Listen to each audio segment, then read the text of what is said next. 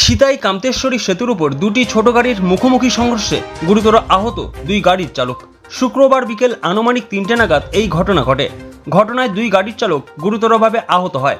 আরও জানা গেছে তাদের দুজনের মধ্যে একজনের অবস্থা আশঙ্কাজনক। যদিও গাড়ির চালক দুজনের নাম পরিচয় জানা যায়নি।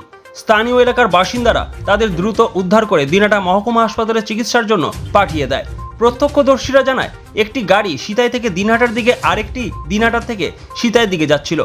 সেই সময় দুটি গাড়ি মুখোমুখি সংঘর্ষ হয় এবং দুটি গাড়ির সামনের দিক দুমড়ে মুচড়ে যায়। খবর পেয়ে ঘটনাস্থলে পৌঁছায় সিতাই থানার পুলিশ।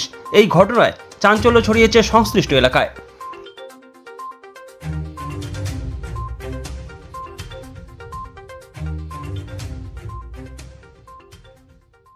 Sponsored by বিশাল এম্পোরিয়াম।